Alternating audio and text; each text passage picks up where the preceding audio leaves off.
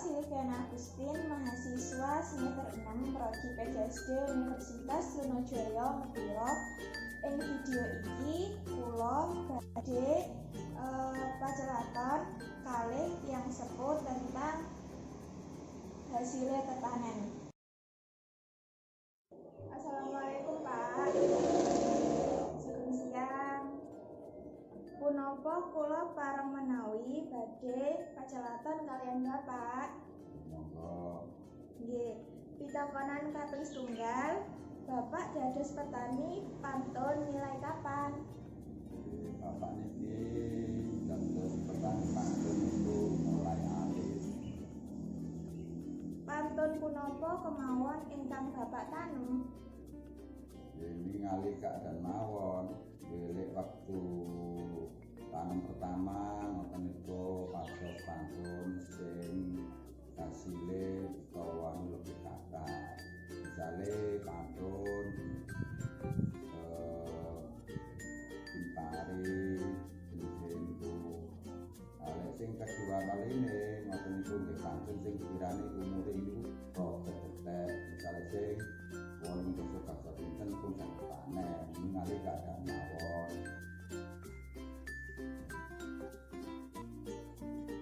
Pitakonan sing kaping 3.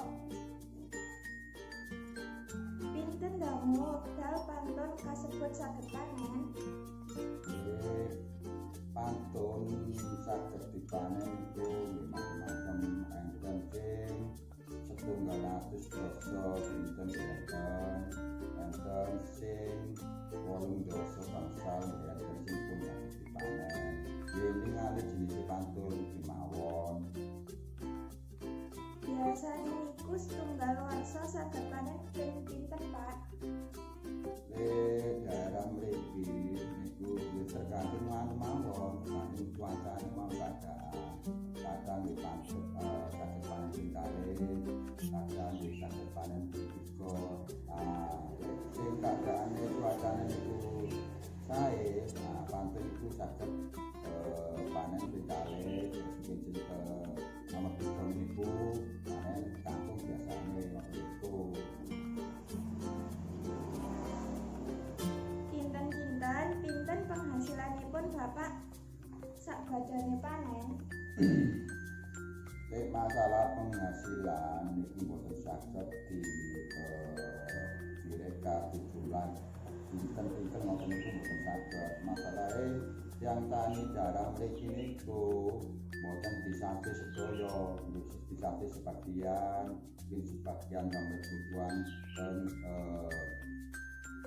urusan teng desa. Masalah niki peten mriki niku enten persatuan jenis PKK, lindungi tak lindungi niku kabeh pantun niku wau. Sabadanipun panen menapa hasilé lajeng dipun sade napa mboten? Nggih niku wau sebagian disate, sebagian disimpen. Nggih pun matur nuwun nggih Pak. Nggih sami-sami.